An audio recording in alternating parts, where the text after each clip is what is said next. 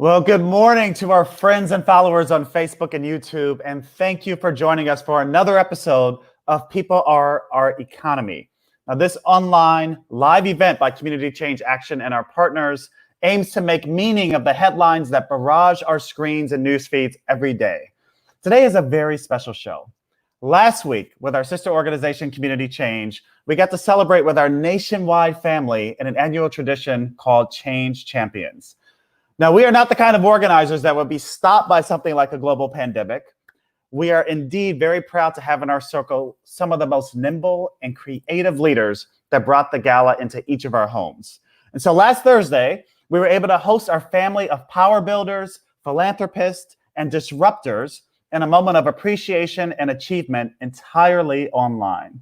Now, after such a spectacular evening of awards, a spectacular evening of storytelling, lots of rallying remarks, it's time to continue on our path to power, on our path to keep building the movement so we can realize a country where all of us count, where all of us are free, and where all of us can thrive.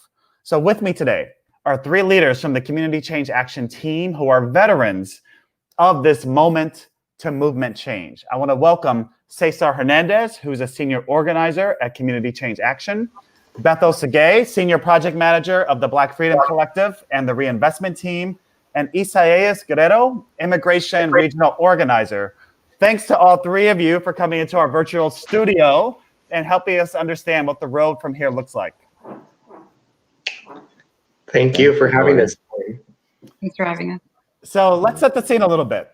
Now, the moments that we've seen this year, the pandemic, the filmed and very public modern lynchings of Black Americans, the continued denial and division coming out of the White House, many leaders turning their backs on the most vulnerable among us as families need resources and basic care. And then, of course, in just the last couple of days, really the last 48 hours, involuntary hysterectomies performed on immigrant women in private detention centers.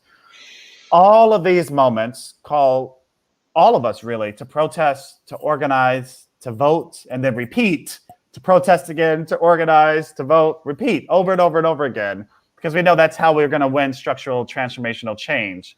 So Cesar, given this context, let's start with you. Tell us a little bit about how your work organizing, and especially with childcare partners on the ground, points to how we move from moment to movement. Yes, well, I've had the honor and the privilege to work with Clarissa Douthat and Mary Ignatius and so many other strong women leaders, women of color leaders who have been engaged in this fight for childcare, not only recently, but that really stand on the shoulders of many, many moments that have come, to be in our country over the last 100 years.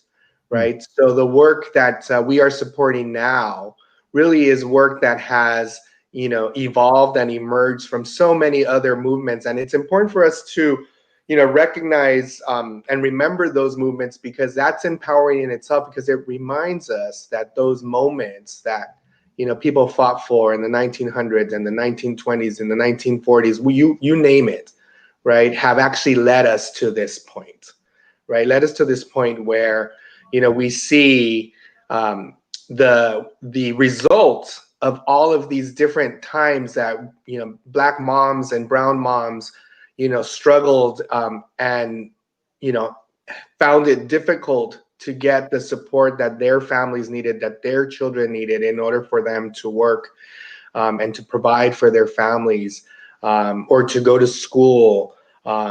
Those kinds of needs have rarely been addressed from the ground up. And so to have the opportunity to work with a visionary leader like Clarissa Douthat, who in her mind, it was never about, the issue in and of itself. It was always about the mothers, and that if you can do right by the mothers, that those children will be well taken care of. So understanding that all of those moments of struggle, all those moments of fight have led, for Black and brown women in Alameda County and all over California and all over the country to have the courage to say enough, our children deserve and need these childcare services, and this is what we as mothers want to fight for. So, Cesar, I want to get you to talk to us and break this down. So, Clarissa Douthard, who you just mentioned, is an incredible leader that we've worked with. She is our emerging change champions for this year.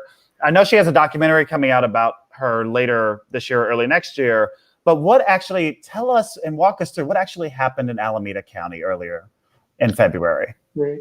Well, in February, just like in so many other parts of the country, we had an opportunity to fight for a ballot initiative that was actually placed on the ballot by Black and brown moms who gathered over 85,000 signatures to place this on the ballot and fought to convince the voters of Alameda County to tax themselves in order to provide $150 million a year for childcare over the next 20 years. So if you think about, how that came to be, it was really, a moment that led to a movement, because that opportunity to have that ballot initiative placed on the March ballot, really created space for the leadership of Black and brown women to step in and to make that happen. And that now are seen as a political force that is, to be reckoned with. Whereas before, many times our organizations are seen as, these great community-based organizations that do such good work for the community, right? And that is true, but they're not seen as politically important and meaningful, and that they're not giving a place at the table. And I think that what we saw with the victory, because the parents and the leaders in Alameda County won Measure C with 64% of the vote. What that demonstrates is that the power of Black and brown women coming together and leading, it can not only make possible this election to win, but imagine what they can do if you give them a seat at the table to determine how to use this money and what is in the best interest of their children and their families. I think we can only, continue to build on that leadership and see amazing work for many other folks that people like Clarissa Douthard are training and that are creating space for them to lead. I just want to, because you said it so fast, I just want to pause and just make sure people heard $150 million a year for the next 20 years for early learning and childcare in Alameda County, as well as, I believe, the only the only pediatric trauma center in the entire northern region of California. Is that right? Correct. It's a big win in a year in 2020. I just want to cancel 2020, but in such a dark year, that is just a huge win. I just want to make sure people heard. Okay, Bethel, I want to get you in the conversation because another one of our awardees from Change Champions was the Movement for Black Lives. And as the Black Freedom Collective at Community Change Action aims to reach over 100,000 Black voters this election season, talk to us about how the moments of the past year have especially sparked this urgent movement building, not only in engaging Black voters in base building, but the way that we even talk about Black freedom. How has that changed, and what have you seen this year? Yeah, thanks, Dorian. And thanks, Cesar. It was great to hear that amazing work of Parent Voices Oakland. It was great to see the movement for Black lives being recognized for their incredible work, disrupting the status quo in the streets and at the tables of influence to shape the national conversation on racial justice. The movement for Black lives has really paved the way for much of the modern day racial justice work. And it's amazing to see that they're being acknowledged for that work. And like you said, this year has been tough and it's not over. The murder of George Floyd, Breonna Taylor, and so many others have rocked our nation and the world.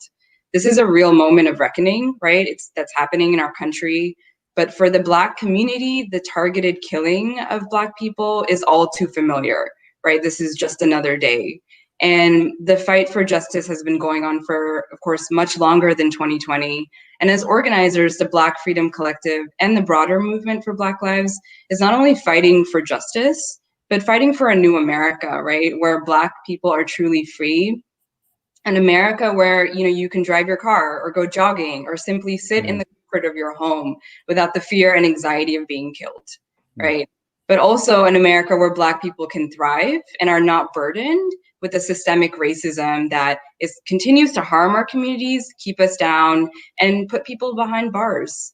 And so, as the Black Freedom Collective is organizing, we're building our base, we're engaging voters, we're centering the voices of Black people in everything that we do. Our community is rich and diverse. The movement reflects that, right? From Black immigrants to African Americans, whether you're first generation or your ancestors came over more than 400 years ago. And as organizers, the Black Freedom Collective is engaging with the Black community, inviting people into the movement from all corners of the Black community to continue this unfinished battle against white supremacy, because this summer is not the first moment that we've seen the attempts to extinguish our people and our vision. And so we're organizing around people's lives, our families, our aspirations, and our future. And this movement has been able to connect people with this this vision in a real human way. And it reminds us all, like, what is at stake for us?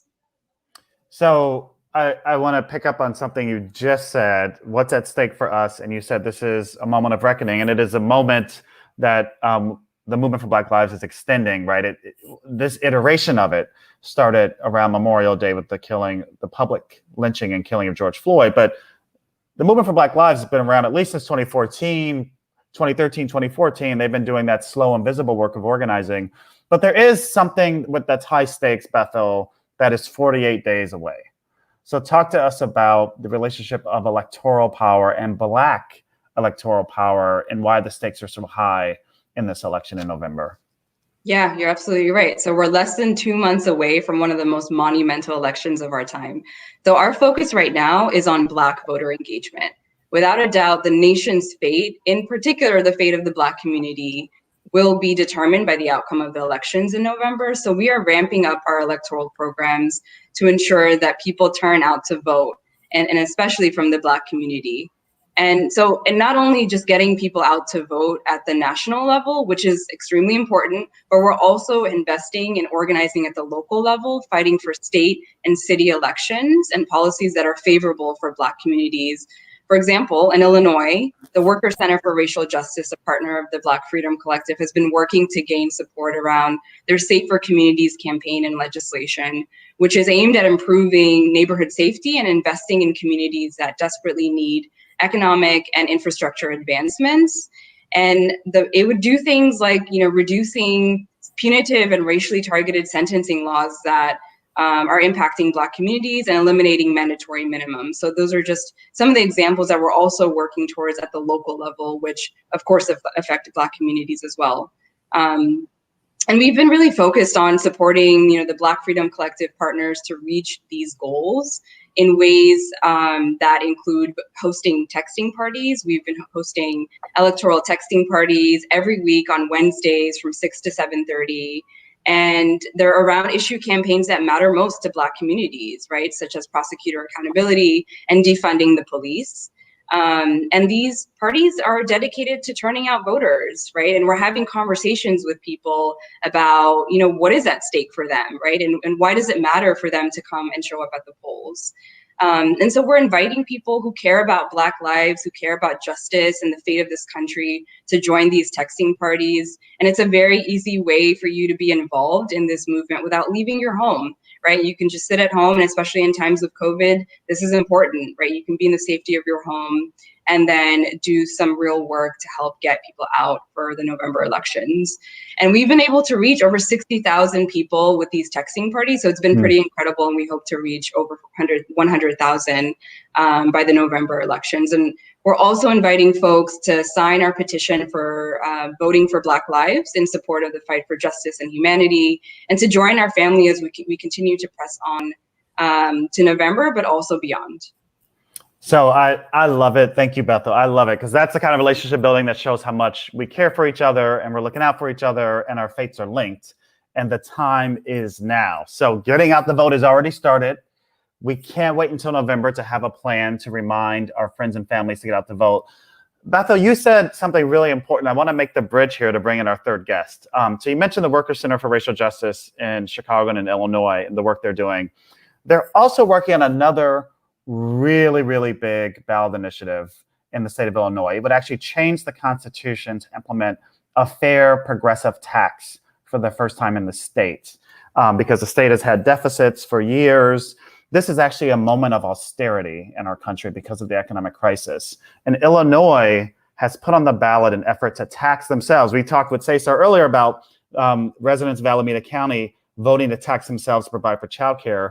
This is an income tax increase for the wealthiest. It's called the fair tax, and it would produce billions of dollars of extra revenue in the state of Illinois. And the Workers' Center for Racial Justice is active in this campaign, but this other organization we work with, ICER, the Illinois, help me out, Isaias or Bethel, because and Lawrence is going to kill me, but it's Illinois Coalition. Say it. I always get confused. Immigrants and refugee rights. Thank you. ICER, as we affectionately know them. And this is an example, and Bethel, you've been doing some of this work of Black, Brown, and immigrant organizing coming together, because they are working, ICER and the Workers' Center in Chicago are working hand in hand on a range of these efforts, including this big ballot initiative. So I just want to make that connection and bring you in, Isaias, because you are one of the most creative persons we have at Community Change. And folks will recognize Isaias from his work with the Fair Immigration Reform Movement, or FIRM, but you probably didn't know that he's a super talented musician and songwriter. And Isaias, thank you for returning as a guest this morning. And I want to highlight some of the additional gifts that you shared with us last week. Tell us about the Precious Black Lives song and music video, how it came about, and why it's such a unique example of bringing us from moment to movement. Sure. Thank you so much, Dorian, Cesar, Bethel, for sharing so much power in this space. Yeah, so it was a really gratifying moment because Susan, who's part of our Community Change family, came to me asking which musicians I knew that could help lift up the essence of what we were creating with our space last week, in terms of how do we lift up the current situation, but also finding the hope and the power behind it. And so I told her that I had written a song inspired by the Black Uprising, inspired by a lot of the work that I have seen done in the field between Black, Brown folks, and also inspired by this need of us as immigrants, us as Latinx folks, Spanish-speaking folks, to really understand that there's deep racism that we carry in our communities, and that we really have to say that Black lives matter, que las vidas negras importan, and that we have to really stand behind Black leadership. And so the song came about, and I shared some of the musicians that I knew in DC. Lucy Murphy, who's one of them, who's an amazing civil rights singer. She learned from SNCC and from the Black Panther tradition in DC. Babalu, who is also a drummer, who gives us some of the agogo feels in the song that also brings some of that kind of DC Black sound and experience. And then we have Andean flutes and strings with Cesar Masad and Gustavo.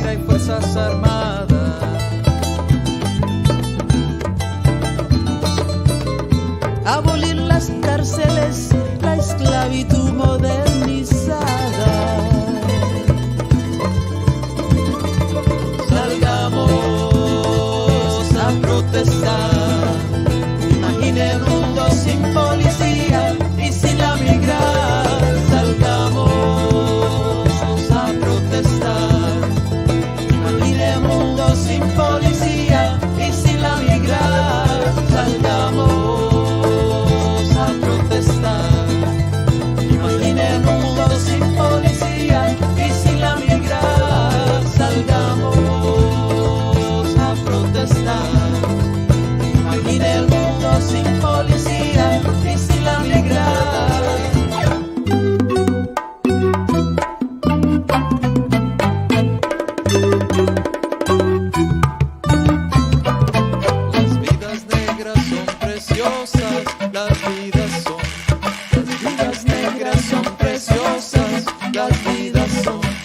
las vidas negras son preciosas, las vidas negras son preciosas, las vidas son. I mean, wow. Isaias, I knew you were talented, and I've seen you do some of your music and say staff retreats and things like that. But when I saw that video for the first time during Change Champions, I literally got chills. And it was just so powerful and resonant. So I want to ask you what the reaction has been like. I actually want to bring Bethel and Cesar back in to ask for their reactions too. But Isaias, just talk to us about what's been the reaction to this beautiful piece of art that you created. No, the reaction has been wonderful, especially because I think what I love about this type of music creating is that it's like organizing, no? Is that everybody brings their own piece of magic and it just creates something that is greater than all of us. So yeah, there's been a lot of groups that have approached us locally that want to hear it live, folks in radio that have played it once.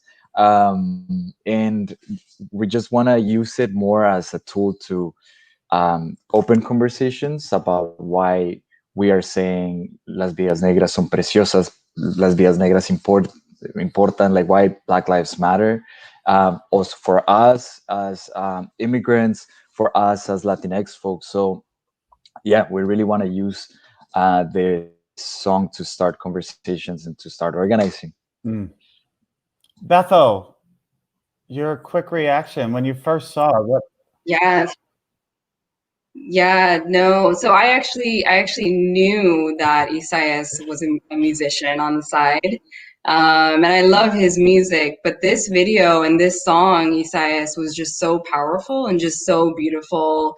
I think the words also just really spoke to me. And in line with what you talked about, Dorian, with the Building Black, Brown, and Immigrant Power work, I think this song really just symbolizes that unity and that solidarity that we need in this moment, right? In this fight for racial justice. This is our fates are inextricably linked. And so we all need to come in. And I think this song was just a good symbol of how we can do that. Cesar, I'd love to know your reaction too. I think there you go.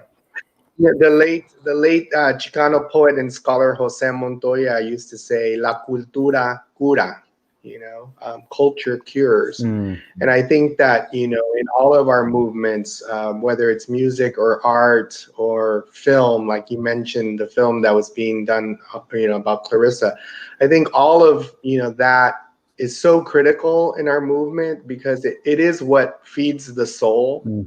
It is what feeds the spirit. And a movement that is only here in our heads and something that we think about but not here in our hearts and in our soul is not going to be complete. So I want to thank, Isaias and Lucy and all the other musicians for completing, this piece of If you haven't seen the video yet, it's on our YouTube channel. Just search for Precious Black Lives Community Change.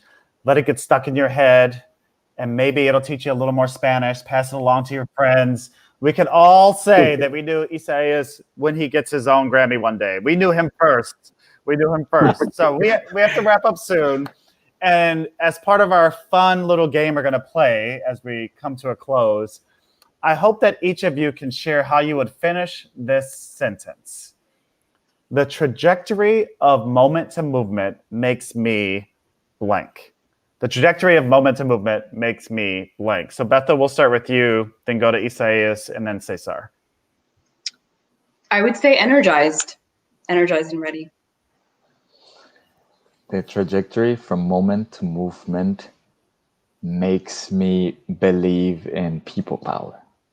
And to me, the trajectory from moment to movement is inevitable, and it's now. Beautiful and inspiring from all three of you. And I personally want to continue to hear from you as leaders of this movement, as folks that work day in and day out to support grassroots organizing and power building. I'm so appreciative of you joining us this morning.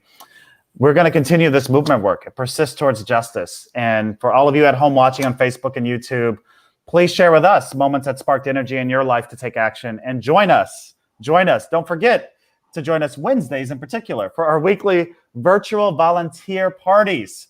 That way, come November 3rd or 4th or 5th, we can say that we did everything we could to be champions of change this election season.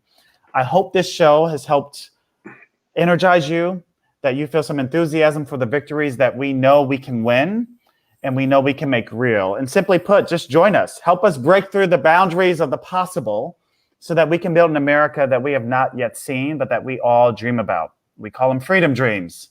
And when we value freedom and compassion and caring above commodities and profits, all of our communities can thrive. We can actually have racial, gender, economic justice in this country. See you all in October right here on Community Change Action, Facebook and YouTube. And again, thanks to Isaias, Cesar, and Bethel for joining me this morning. Thank you.